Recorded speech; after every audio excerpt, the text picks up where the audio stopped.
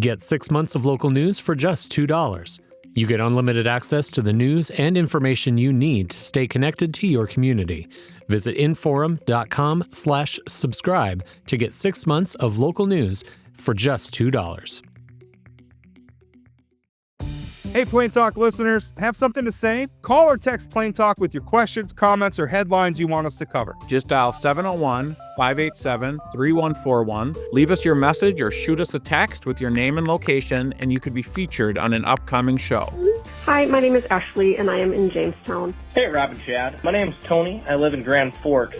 That's 701-587-3141. Call us, text us, vent, praise. We want you in the conversation. Thanks for being part of the show. Now let's get back to today's episode. You're listening to Plain Talk, the voice of North Dakota politics. I'm your host, Rob Port. If I sound distracted, it's because I've been busy covering this story all morning. I'm joined by my co-host, Chad Oban. He's right of center, I'm left of center, both sides of the political spectrum. I think it's cathartic. I think it's a necessary and proper debate. I'm glad we're having it. And honestly, we have to do better. Okay. I don't know why I'm getting blamed for this, right?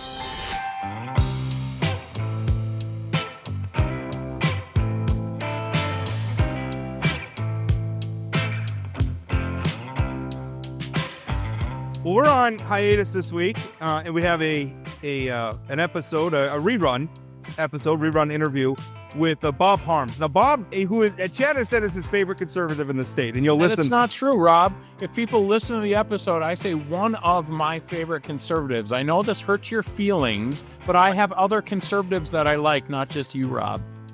Okay. Well, it hurt my feelings a little bit, but clearly that was based on a misunderstanding. But Bob had some very interesting insights as a former party chair. Bob Harms has been involved in North Dakota politics in just about every way you can be. I think really he's never been a candidate on the ballot, although he tried in this last cycle and was kept off the ballot by some of the nonsense going on in the NDGOP. Now, he talks a lot about this. He talks a lot about how there are lifelong Republicans just saying, I'm done with this process. I don't want to be involved anymore. And that's a dangerous thing for the Republican Party. I think this is a very timely interview as we watch the NDGOP censuring Kelly Armstrong and doing some of the other things that they're doing. You know, I think Harms' perspective is pretty timely on this. Yeah, and I also think, Bob also isn't just like a go-along to get along kind of guy either. It's not like somebody who, because he's been in these roles is sort of an establishment guy. He's always been, he's part of the Tea Party movement back in the day and some of these things. And he's saying he's got a great perspective on this, on how there's potential permanent damage being done to the Republican brand in North Dakota by focusing on some of these things that the far right is focusing on. And what's interesting is he separates. He's got his criticisms of the legislature. You talk to him, he thinks they spend way too much money. Necessarily like how they're handling the legacy fund. But he's not. But he sets that aside. That is distinct from the problems with the process, which is what he talks about. So great interview. I think very insightful for what's going on in the NDGOP right now. Hope you enjoy. Welcome to Plain Talk. I want to say at the outset, if you watch any video from this episode at all, I'm not wearing a Houston Astros shirt. I am wearing a Houston Trash Tros shirt. Cheaters. The cheaters, right. I don't want anybody thinking that I am wearing a Houston shirt at all, because that's not happening. So, Rob, I appreciate you saying that, because literally all I can see is Houston. And I was like, well, it's got to be some sort of trash talk. Well, I was looking at myself for the thing. It says, all it says is Houston with the blue and the orange. And I'm thinking, I don't want people to think I bought a Houston Astros shirt at a garage sale or something, and I'm wearing it. That's not what's happening here. Hey, Rob, I also saw a comment on Facebook recently that nobody should take an adult in a backwards baseball hat seriously. And I personally took offense to that. They were going after you, but I've been known to wear a backwards Dodgers hat, and that frustrates me. I don't know. I mean, it's kind of how I dress when I'm working around the house. Like, I don't know. I put my hat on and that's how it is. I get, people come up with all sorts of reasons to dismiss things they don't like hearing. And it's probably, yeah, that's true. That's one of the sillier ones. Joining us on this episode is Bob Harms, who, among his many roles, in North Dakota politics, served for a while as chairman of the North Dakota Republican Party. I think did you serve as vice chairman? I think you've been treasurer. You've done a lot. Yeah, I was treasurer and then chairman. Not never served as vice chair. Never served as, okay. Well, I got that part wrong. Anyway, we're good. The reason I wanted Bob on is here's a practical political reality in North Dakota right now. And it's not going to be this way forever. Politics are cyclical, even in North Dakota. It's been a long time that it's been this way, but maybe one day it won't be. But right now, in this moment, if you're a Republican on the ballot in most places in North Dakota, you're going to win. Yeah. That are behind your name. It is a powerful, powerful brand. And I would argue for some good reasons. We've had a lot of pretty good Republican leaders who have done a lot of things that voters like. And so they associate that brand with that leadership. And so how a person comes to get that partisan affiliation, there is a specific process for that. And it's a little convoluted. On one hand, the Republican Party, much like the Democratic Party and the Libertarian Party, they have local conventions. And at these conventions, they elect local district leaders, and then those local district leaders eventually provide over a convention at which candidates are endorsed. At the local level, we're talking about legislative candidates, and then at the statewide level, we're of course talking about all our statewide candidates. But increasingly, that process is getting a little out of hand to the point where, and this may surprise you, there are district level committees that are essentially telling the North Dakota Republican Party, you don't have any control over us. And what they're pointing to is a part of state law, which was passed, I think during the 2013 session. Right. Bob? Yep, that's right. 2013 session. It was amendment created by Representative Jim Casper. And what it does is essentially tells in state law that the state party can't tell local districts what to do, which seems weird, right? Because the local districts are component parts of the state party. So how can a local district give the middle finger to the state party? Apparently the law says they can. And why should this matter to you? Because I'll admit, this is a little bit of down in the weeds politics, and it's Republican politics. But again, our state is governed almost uniformly by Republicans, and how we pick who is a Republican candidate and who isn't is central to this process. So, Bob, I wanted to have you on to talk a little bit about that. You've been looking for a way to get an amendment to get that part of law that I just referenced out. How's that process going for you, first of all? Well, we're still hopeful. You know, the legislature has another couple of weeks left to get its work done and adjourn. So we're still working on that. There's a team. Myself, John Tranum, the chairman of the Rules Committee, our former Governor Ed Schaefer, Chairwoman Sandy Sanford, all of us are trying to find a vehicle to repeal the provision in law that you just referenced. And so we're on that pretty much every day. We don't have a vehicle as of yet. There's a couple of ways to do it. But I think we've made a case that has support in both chambers, that the chambers understand what's going on in the districts. The conflict between the districts and the state party is unhealthy, and that what's going on is we have some gamesmanship at the district level, where the districts are basically telling, as you said, the state party that they are autonomous and they can do their own thing, and they don't have to answer to the state committee or the state Republican Party. And I think the conversations we've had with both chambers, I think, is getting some traction. The legislators, I think, understand that that's an issue that should be fixed, because if it continues to go in that direction, what we're going to have is essentially 47 legislative districts that do their own thing and that are answerable to no one other than the members at the local level. And a lot of times, the people that are in power are run the district in a way in which they preserve their own power base, and that's anti-American. I mean, it's inappropriate. It's contrary to the foundation of our country, essentially. I mean, what our system is designed to do and expect is that the public, the members of the public, should be allowed to freely participate and engage in the political process. And if you have gamesmanship happening at the local level in the districts, that process gets stifled.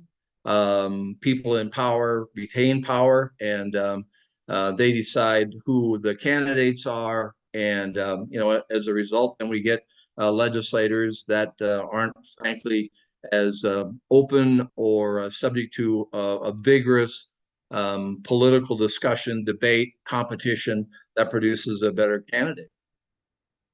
Bob, as you know, you're one of my favorite conservatives because you're a real conservative. You actually live by your conservative principles, even when we disagree. But if I'm on the other side of this conversation, if I'm the folks the insurgents, the far right that have sort of taken over some of these districts, I'm looking at you and Ed Schaefer and others that said, oh, sure, now that you're not in control of these districts, you don't like us doing these things. Can you push back a little bit on that, sort of the idea that, the traditional Republicans, the real conservatives, in my opinion, have lost some control, and those folks are now saying, well, they just don't like that they're not in charge anymore? Yeah, I think that cuts both ways.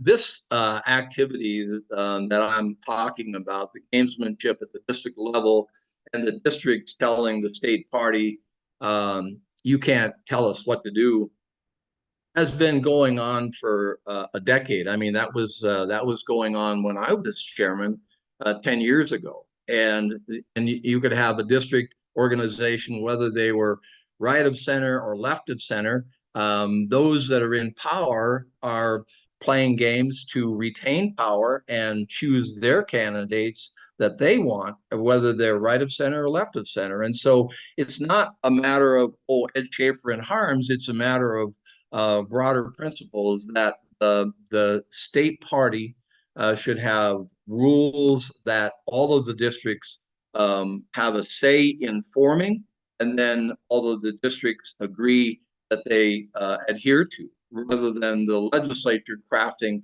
a state law that says, no, the state party can't tell the districts what to do. So it's not a right or a left issue of far right faction, left of center faction. It's really the principles under which both the Democrat and the Republican parties operates. And frankly, there's a Supreme Court. There's a number of Supreme Court cases, but one in particular, Wisconsin versus La Follette, basically where the U.S. Supreme Court says the state parties are autonomous, and the legislature really doesn't have much business telling them how to manage their affairs. And I've counseled the executive committee, if we don't get this change in law that we're working on this session, the state party should give some thought to saying we're going to challenge the legitimacy of that particular section of law and take it up to the North Dakota Supreme Court and have them make the decision if we can't get it done in the legislature. But we're hopeful that we'll get it done in the legislature this session. It's really an odd situation, because while the local districts are saying the state party can't tell us what to do, the way the state party is constructed is they're essentially governed by the people elected in those local districts. So the local districts can control. I mean, if they have enough, it's called the state committee, and it's made up of all the district chairs elected from around the state. So essentially, they could game the process, elect their district chairs, and then control the state party. And I want to give some examples of what exactly has been going on here, because Bob, you ran into this. You ran for the state senate in District 2 last cycle. One of the things you tried to do, which is understandable, is you tried to get a copy of your district's bylaws so that you could understand what you needed to do to qualify to be a candidate and receive your local convention endorsement. And you couldn't get a copy of the rules.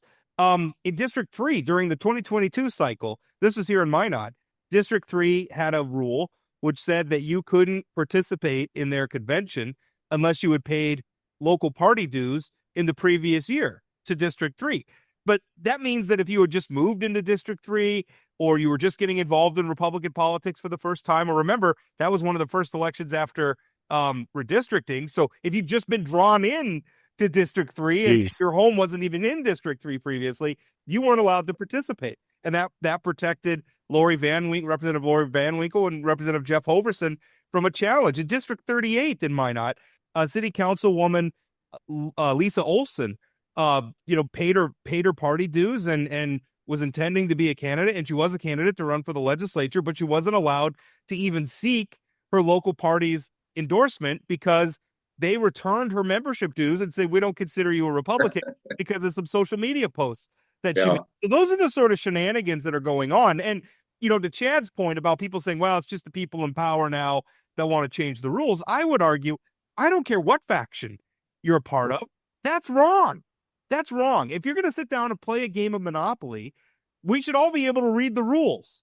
And that's one of the problems right now, Bob, is every legislative district has their own set of bylaws. Yeah. And they play games with the bylaws where the bylaws change, or we're not gonna publish the bylaws. We're not gonna let people know where meetings are. And I mean, that's actually one of the rules maybe you could speak to. One of the rules the state party has right now is they're required to post notice of meetings 10 days before so that people know that the meetings are going to happen and they can plan and they can attend and participate.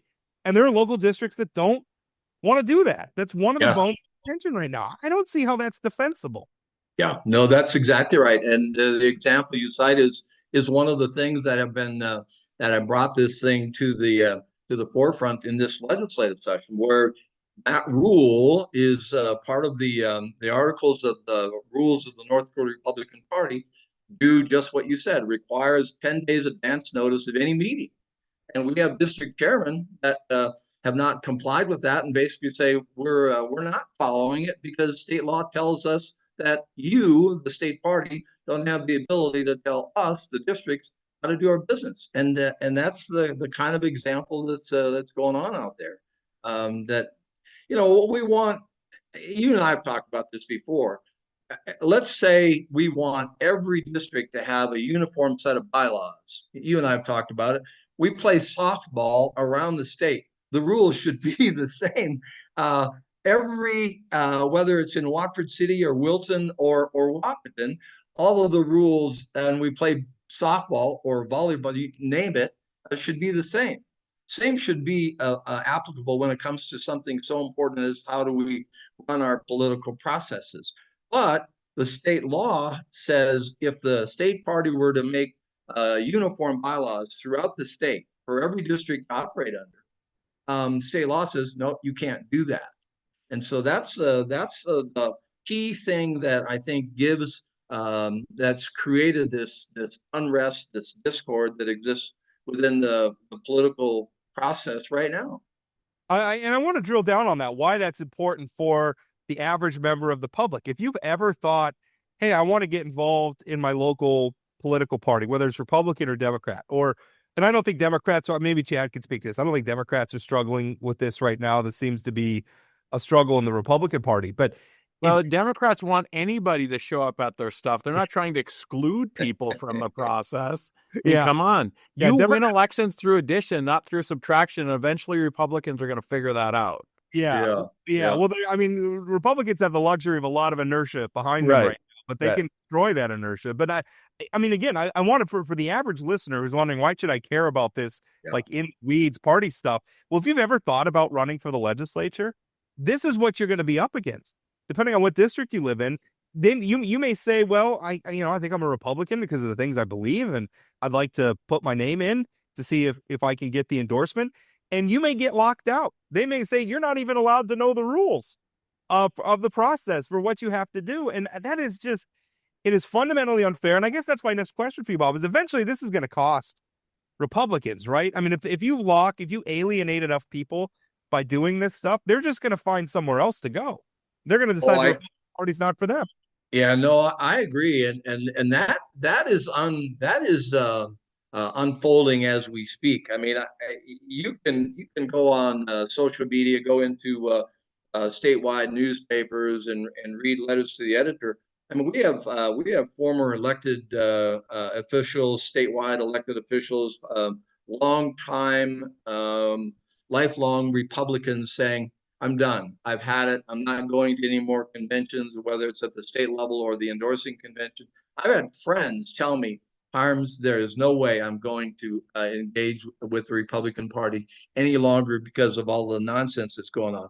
And my response to them is, wait a minute, this is the time where you need to double down. You need to engage. You need to make sure that we have rules that everybody can play by, everybody understands, and we have a vigorous process that produces good legislative candidates. I mean, you can look at the paper in the last 90 days, in the last 3 months, and look at some of the bills that have been introduced by legislators, and you just kind of shake your head, go like, really? That person got elected? And it's because of the process that we're talking about. And that one law that we're talking about trying to get changed is really the source where you can play these games at the local level, and the state party basically is told you can't do anything about it.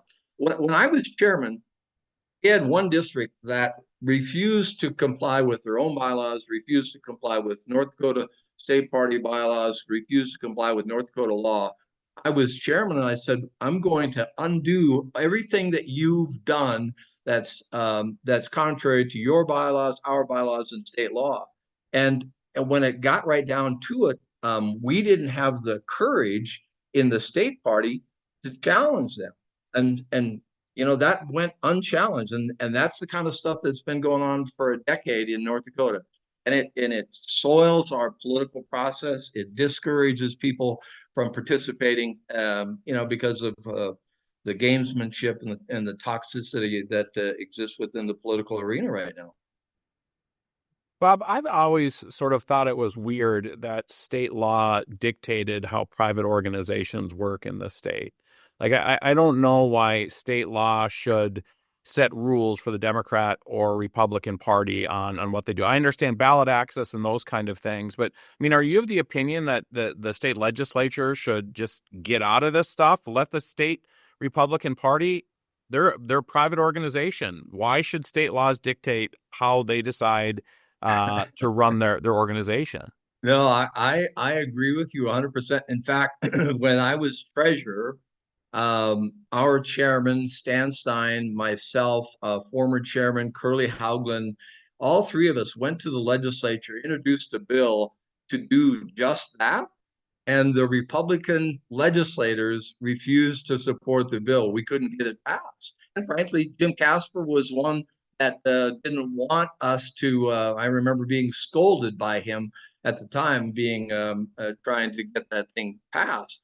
But I agree with you, Chad, because it's a private organization. Just imagine what the American Legion Club would think about if the North Dakota legislature dictated to them how they were going to manage their political or their internal affairs, or the 4-H club or VFW. Just take your pick. Any private organization. What does the North Dakota legislature have in managing or dictating their internal affairs?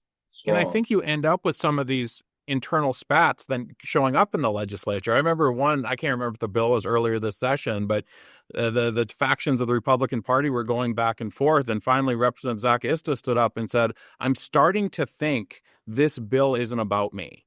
Because it literally was like a Republican convention going on the floor of the House, right? And to me, that's not the business of the legislature. That's the business of a Republican Party. And I think the government should get out of it.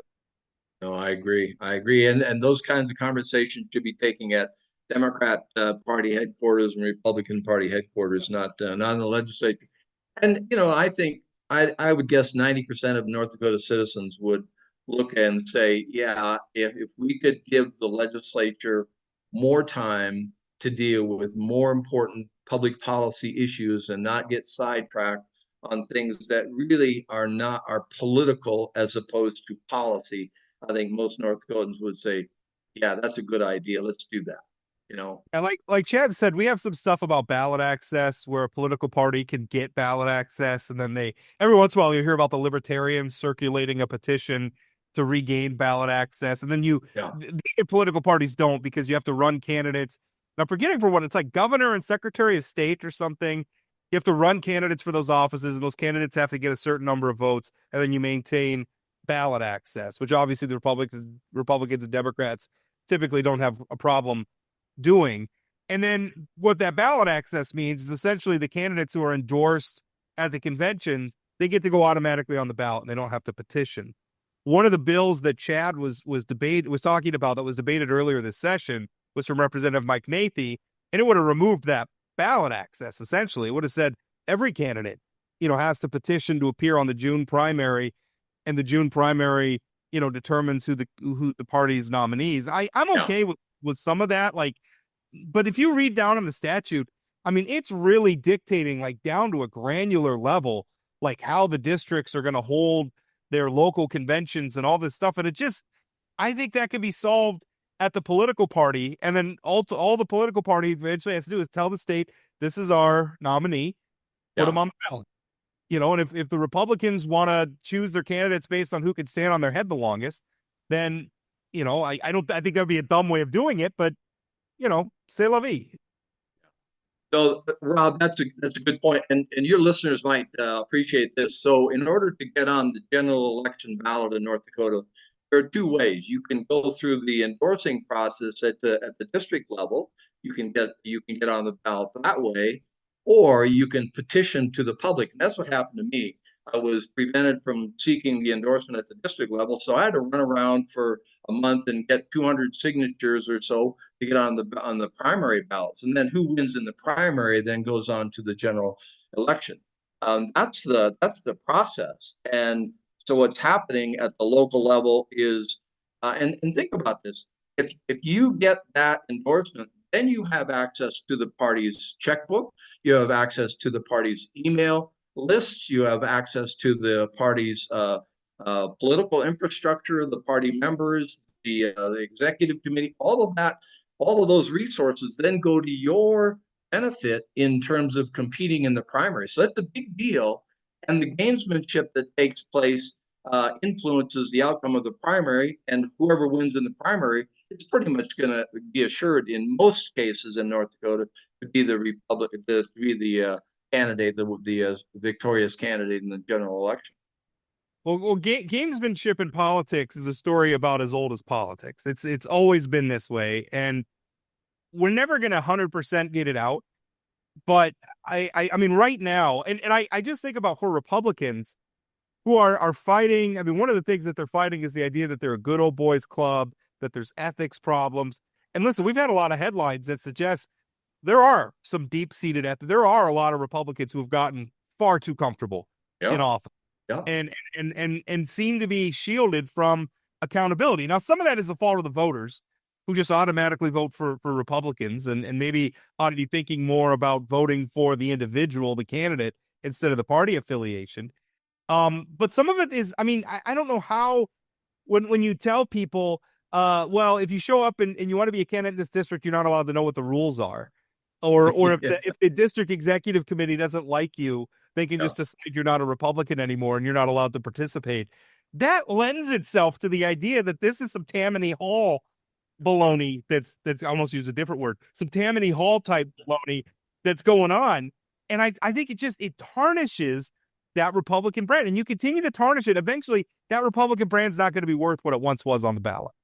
Yeah, no, I agree with that 100%, Rob. And I think that's essentially why we're trying to get this thing fixed in this legislative session. And I mean, everybody, we like to think that we believe in the concepts of free speech and freedom to associate and competition and the freedom of ideas and the best candidate wins and all. We profess to believe in those kinds of things, and when we embrace them, those principles produce a better result.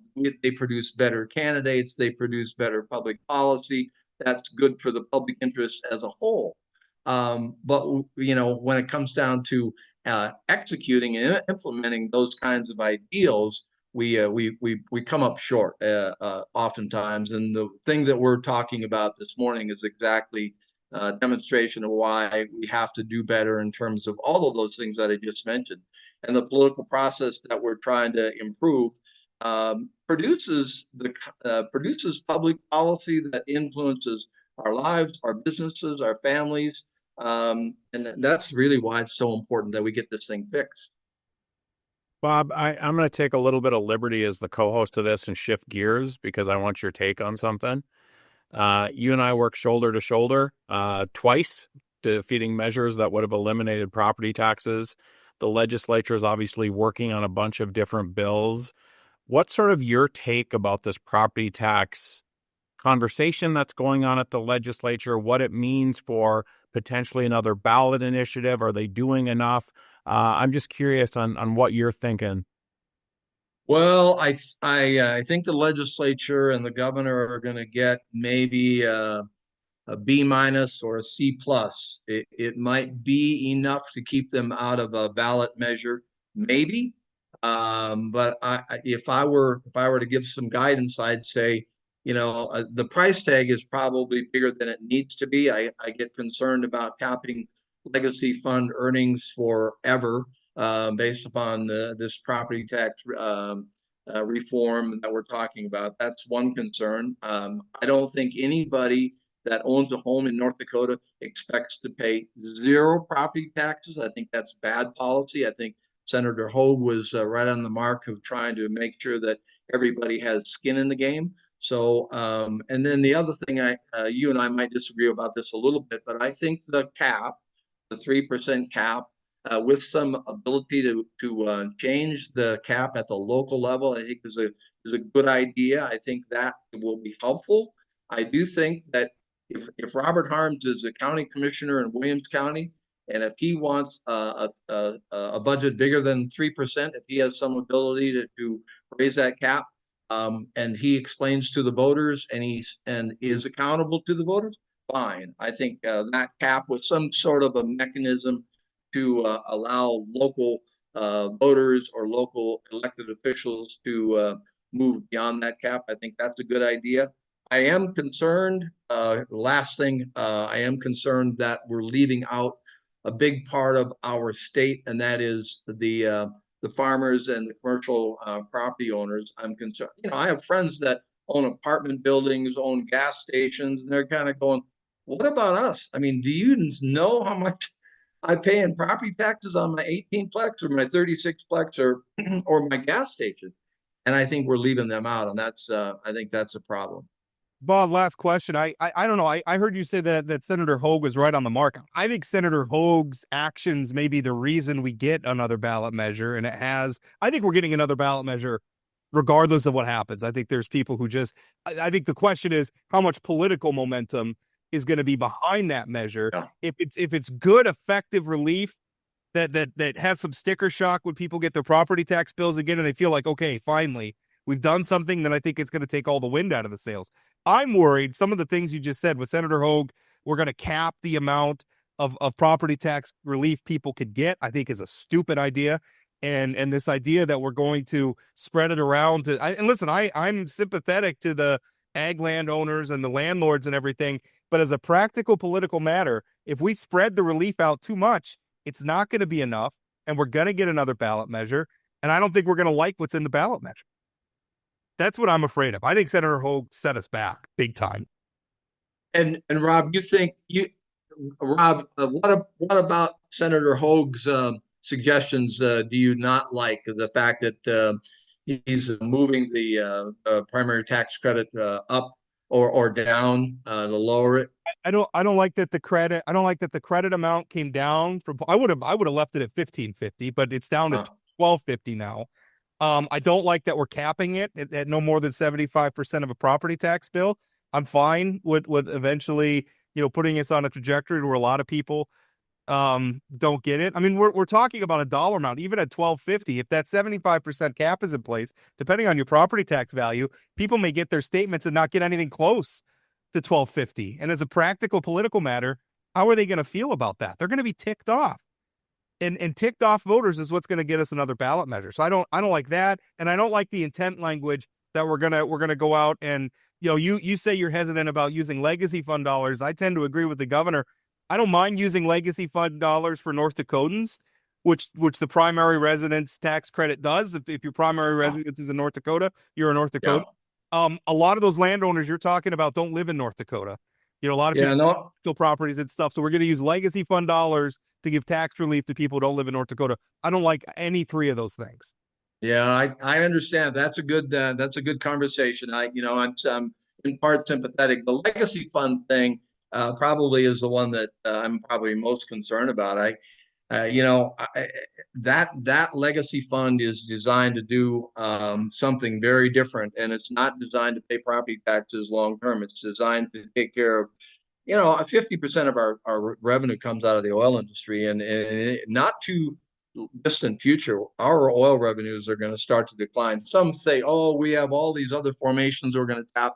I'm very skeptical about that. And one day, and I've done some calculations, if you go out using the Legislative Council's projections on legacy fund earnings, we continue to build the general fund and the legacy fund. We spend the legacy fund earnings.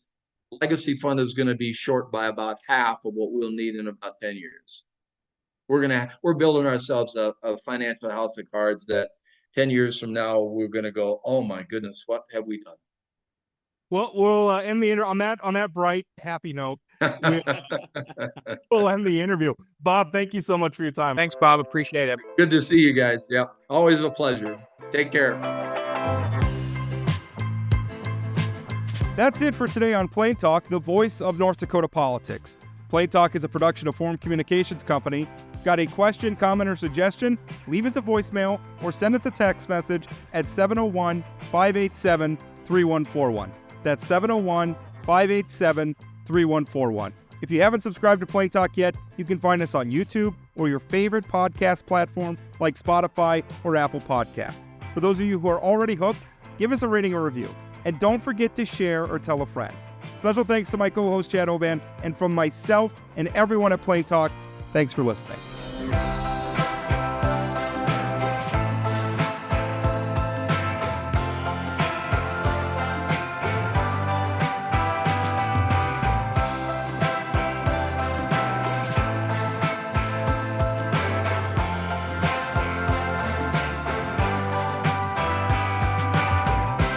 I was hurt, Chad, that you said Bob was your favorite conservative and not your co-host, Rob. Did I say favorite or one of? Bob, as you know, you're one of my favorite conservatives.